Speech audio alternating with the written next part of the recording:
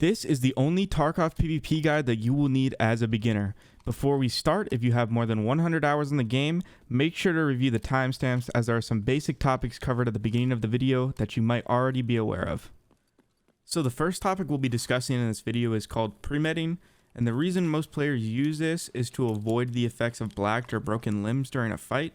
So if your leg goes black or your leg gets a fracture, your PMC is unable to run, jump, or sprint, almost rendering your PMC useless, especially when you're fighting other players and need to move around.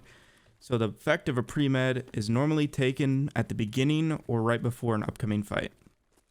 So there are a ton of methods and items in the game that are used to give the painkiller effect, but the most common ones to carry in your container or in your pockets are the Acknowledgin, which give a pain effect for 95 seconds, the Ibuprofen, which gives the painkiller effect for 290 seconds, Vaseline, which gives the effect for 350 seconds, and the Golden Star, which gives it for the ultimate 370 seconds. So another pretty common method used in PvP during Tarkov is something called a post-med. This is when you hotkey a morphine or a propofol in your pocket or rig, so you have that on hand whenever you need the painkiller effect. I think this has become pretty popular this wipe due to the changes of on-screen effects of painkillers. It's not too visually appealing, so if you don't want to deal with the painkiller effect on your screen all the time, every raid, you can use this morphine or propofol in your pocket to apply it whenever you need it during a raid. So as a new beginner Tarkov player, the most common, most useful tip that you'll hear experienced players give newer players is the ability and use and understanding of the right hand peek mechanic in Tarkov. You have to imagine that the camera of your PMC is almost like a camera on the right side, or using your right eye only, or a camera on the right side of your head. And everything is going to be in better effect when you use the right side of your player model versus the left. I can give obviously a visual example in raid of this happening, but I just want you to really take my word for it. When you peek out left, more of your body is exposed, and when you peek out right, less of your body is exposed because of how the camera works in Tarkov. You can test this for yourself if you have a friend, or there's a bunch of other videos on YouTube that display this in further detail, but here you'll see me fighting some raiders using right hand peeks. It's super useful against AI because you'll have more of a split second to shoot them in the head, but also very useful in PvP in terms of Giggle Peaking, which we'll discuss, and overall survivability in Tarkov. It is harder to hit you when you use a right hand peek than if you were to use a left hand peek. The next point of the video we have to discuss is the use of your shift key on your keyboard. Everyone wants to be a W key Andy in this game, and that is awesome. There's times to use the W key, times to use your W and shift key, but there are times and moments for that. I wanted to throw this clip in from my stream, twitch.tv/bunksies, if you want to check that out. But this is a perfect example of how shift or sprinting in the game would get me killed. So let's take a look at that. So the first thing you see me do is throw a nade here. All I'm trying to accomplish with that is get some type of movement out of it. It doesn't really work, but I'm kind of pre-firing and seeing if these guys are going to move. I see him run across my screen there, and I'm walking down this hallway. You can see I didn't use my shift key here, and I turn around. I tap my shift key a little bit, but I'm still walking down the hallway here. So I think the important takeaway from that clip is to understand that you don't always need to sprint to get to a position that you want to get to, especially in those close quarters situations such as in dorms or inside a building. You want to have that gun up and ready to fight people, and point fire in this game is obviously the way to go. So by walking down that hallway, I'm giving myself the best opportunity to win in that certain situation.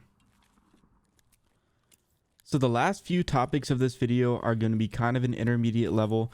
I want to make sure that if you're brand new to the game and this is your first time digesting this style of content, take a break here, go try to implement this in your gameplay, these right hand peeks, these pre-meds, post-meds, whatever you want to use, or your takeaways from the video.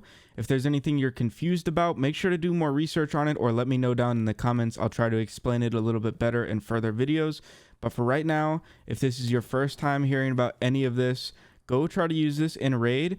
And what you have to understand about Tarkov is the majority of your knowledge and game sense and survivability in the game is going to be experiencing deaths in Tarkov. That's the kind of a bad way to put it, but the honest truth is you have to die, you have to play the game, and you have to go throughout your raids and learn for yourself what's going to work and not work for your gameplay.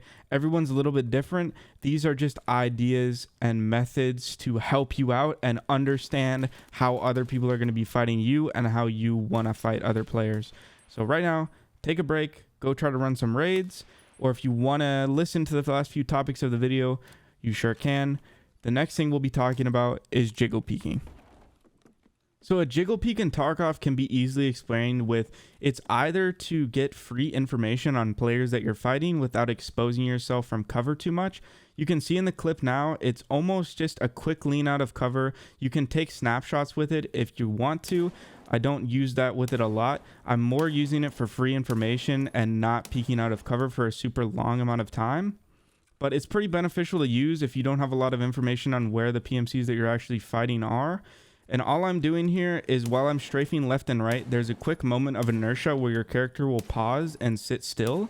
And with that, I'm combining that with a lean to quickly lean out of cover while that pause of inertia is in effect. And then I'm quickly, obviously, strafing back into cover, so I'm out of cover for less amount of time.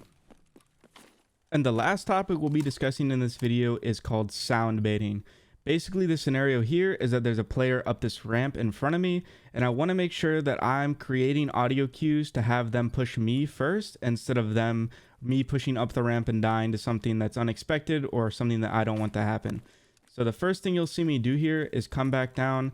This is called sprint baiting. So you're basically running into the wall in front of you, acting like you're pushing up there, and you can quickly crouch and right hand peek around the wall if they decide to peek out and shoot you.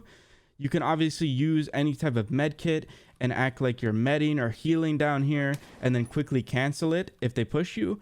Unpinning and pinning a grenade is another method. There's obviously a multitude of options that you can perform, but I think the whole justification of a sound bait or something to create the other player to move is just an audio cue or something that they hear that says, oh, this player is performing an action and I can get to them before they're done performing that action.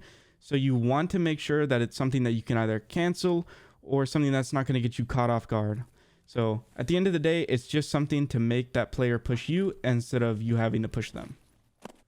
I know it wasn't a super long video, but that is going to wrap it up for this one. If there's anything else that you guys want me to talk about in future videos or something that you would like further explanation on, make sure to let me know down in the comments. And if this video helped you out at all, make sure to leave a like. I really appreciate you guys watching and hope you guys have a great rest of your day. Thanks, guys. Bye.